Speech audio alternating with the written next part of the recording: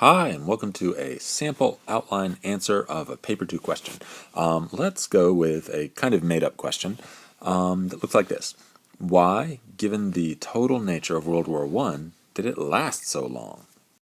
Step 1 on the paper 2 Bible says when you're selecting the question, you need to get something you've covered in class that you're confident with, that you understand the scope of, and so on. I think I can handle this. So let me go to understanding the question.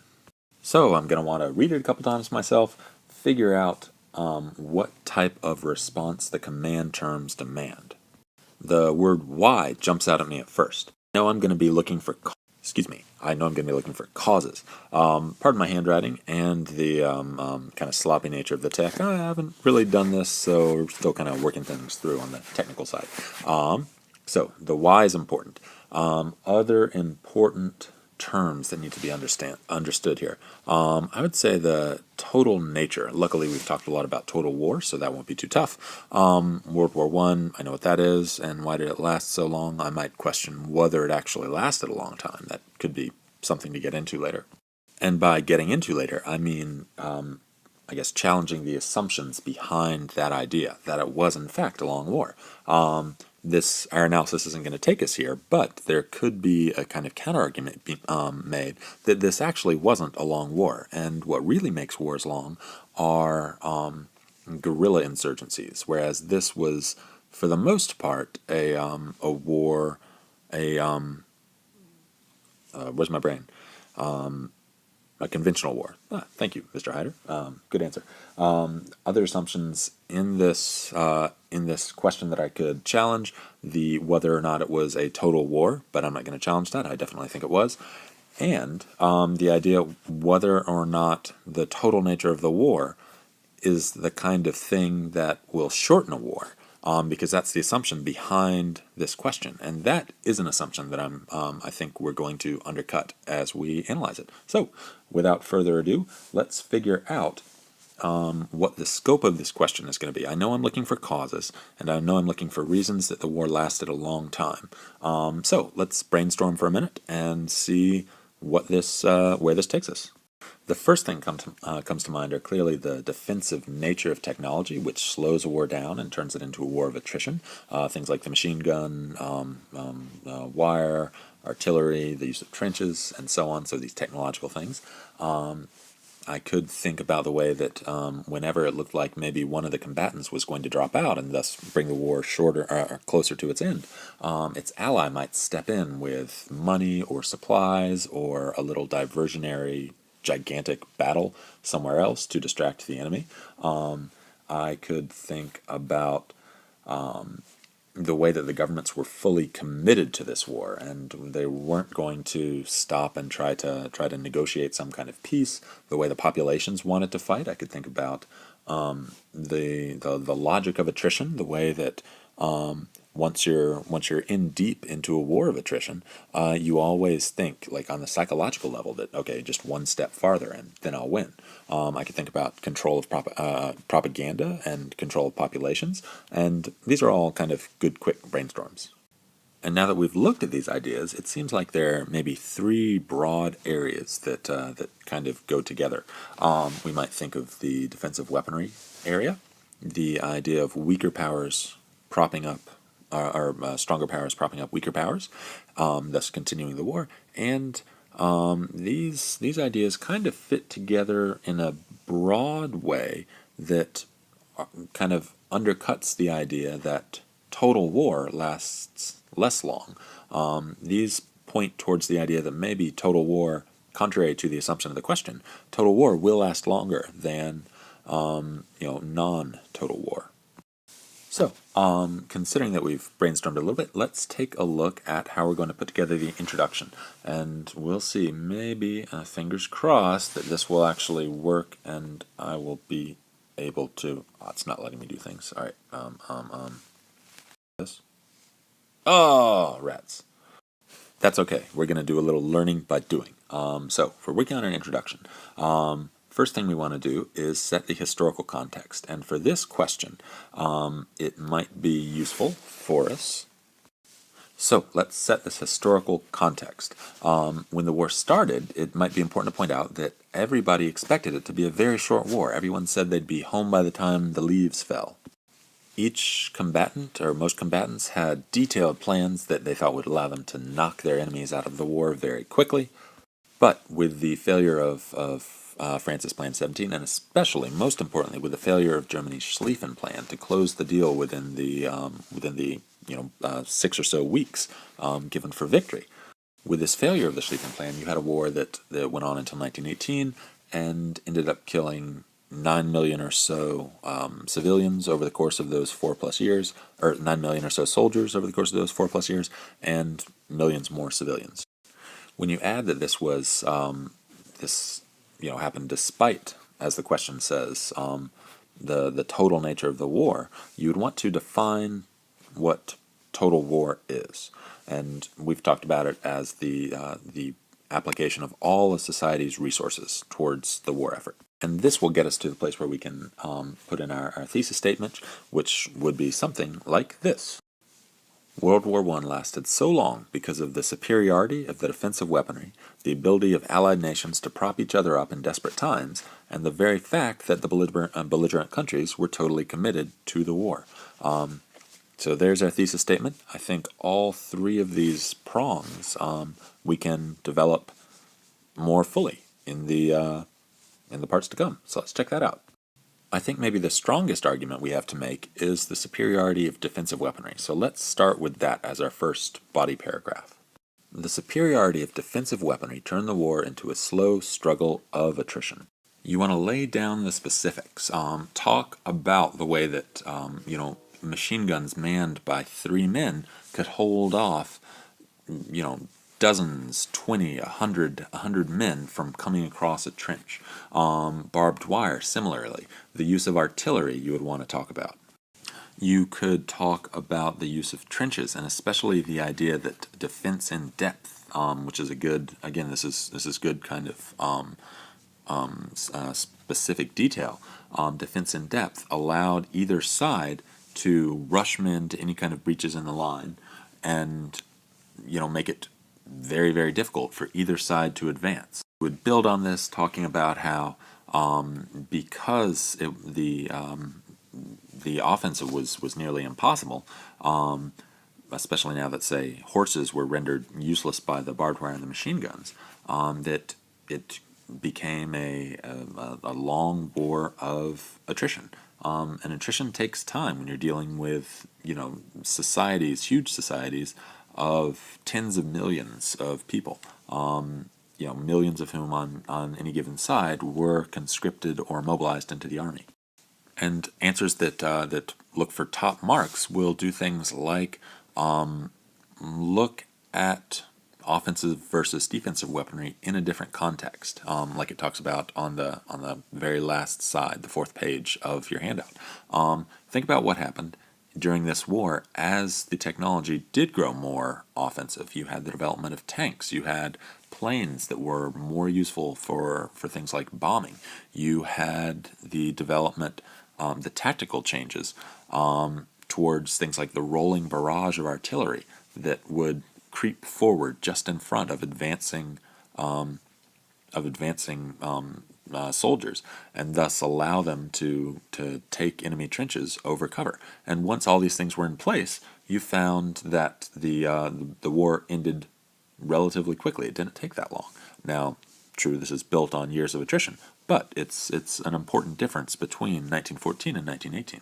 At the same time, you might end this paragraph or this section, by drawing things together, but mentioning that just because the defensive weaponry has a priority doesn't necessarily mean that wars are always long. So there are probably other factors that come into play, and we're going to take a look at them. For our next argument, we might look at the way that the alliance system allowed countries to prop each other up, and so that it was hard to knock an entire country or a whole side out of the war. One of the first examples of this, and maybe one of the most important ones in the whole war, was the way that the Russians pushed forward their pushed forward their offensive into East Prussia in order to take pressure off the French during the weeks of the Schlieffen Plan.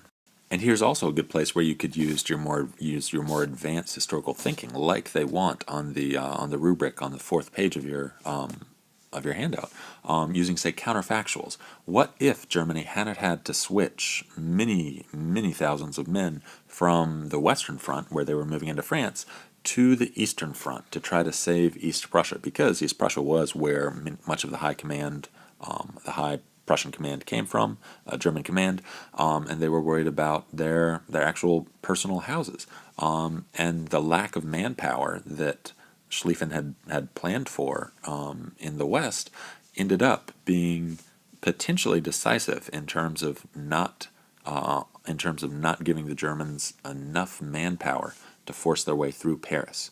So that's good kind of higher level thinking that you should get into. You could talk about the supplies from Britain and France to Russia, and the money sent, especially after the U.S. Joined the war, loans to the Allies. A lot of historians, especially people like, say, Paul Kennedy, would say that the war was really almost an economic struggle, and so that without U.S. loans to the Allies, Britain and France go bankrupt, can't pay for the war because they don't have the financial infrastructure just of themselves. You make points like that. You both show kind of higher level understanding of causation using counterfactuals, and you get into historiography. You get you talk about the way that someone like Paul Kennedy approaches the rise and fall of great powers. It's a base and economic issue for him. You could talk about the way that Austria-Hungary and the Ottoman Empire both had a lot of weaknesses in their armed forces, and that they needed to be patched up with German advisors and in some case shock troops. Without this support, Austria-Hungary and the Ottoman Empire probably would have fallen a lot sooner than they did, which would have allowed the Allies to do what they wanted, especially what Churchill wanted, which is to come up through the soft underbelly of Europe, up through the Balkans, up along the from the Gallipoli Peninsula up through Constantinople, break through to Russia. It would have potentially allowed the Italians to break through against the Austro-Hungarians, and again, turn Germany's war into basically a three-front war, being attacked from the south as well.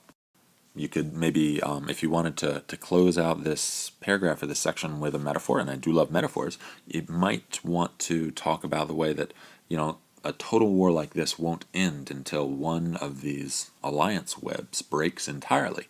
But the more kind of densely connected and densely, drawn these webs are, the harder they are to break. Of course, maybe that's a schlocky dumb metaphor, in which case, come up with your own, or have some other concluding sentence that ties it back into your thesis.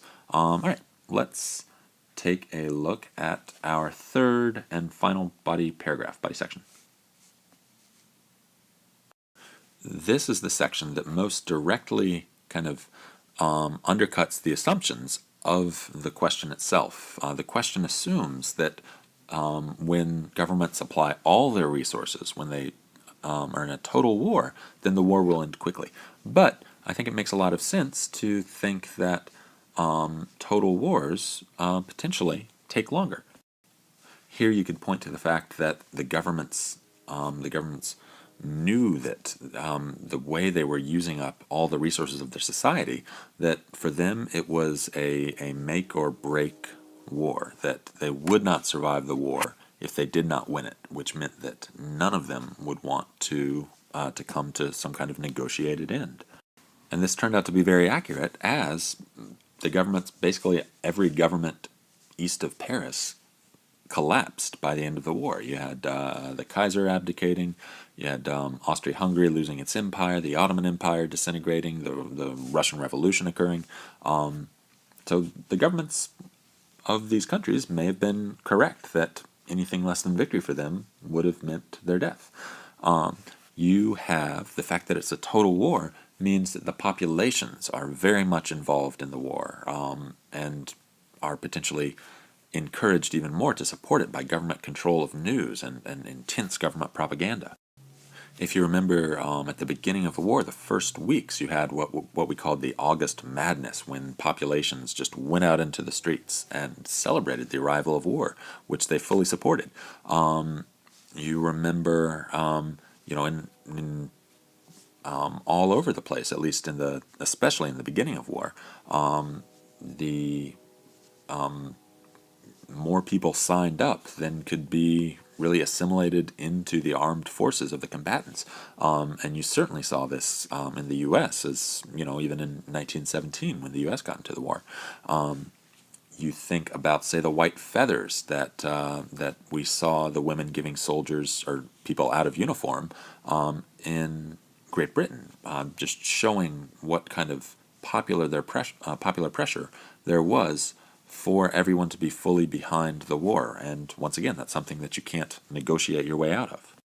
You also have, and I wish we'd been able to talk about this more, in violent wars, you have a psychological effect taking place that's called the idea of sunken costs, of loss aversion, that and although we have talked a little bit about brutalization, the idea that the more war you take, the more war you've experienced, the more easily it is to throw good lives after bad, to keep sending in more men to die in a war of attrition, because you've been brutalized, you've been made callous in some ways. 2 years into a war that kills thousands of people every day, you no longer see great newspaper headlines about the sinking of a ship that carried 1,000 people. That's something that people notice very much during peacetime, during the beginning of a war. But as the war goes on, it carries its own momentum. And historians like Steven Pinker, who've used more statistical analysis, have shown that this is absolutely the case. The more violent a war is, the longer after that it will take to come to an end in a way that's mathematically improbable. Pinker, when he's explaining this, points to, say, Hitler fighting at the end of World War II, just throwing away the 16-year-old boys in Germany, even though the war is clearly lost, and society going along with it more or less, because the war, you just don't notice it after a while. And this is another good way to kind of show your skill on the rubric of the last page by using these different types of approaches to history in ways that are mutually supportive. And speaking of using higher level historical thinking, it might also be useful to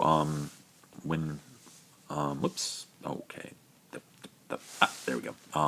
It might also be useful when we're thinking about the idea of popular support to underline the fact that where the population eventually lost faith in the government was either overthrown or it was forced to sue for peace, as in say Germany. So this underlines the idea that the total nature of the war, when you've got your whole population supporting you, it goes on, and when you do not, the war ends.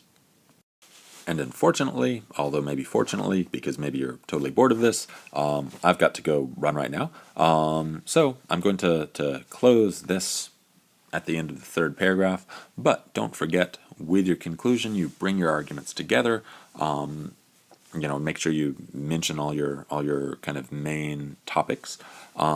Make sure they support your thesis, and hopefully include, as our Paper 2 Bible says, include some big picture thinking in the conclusion. But keep it short, and yeah. Sorry, gotta go.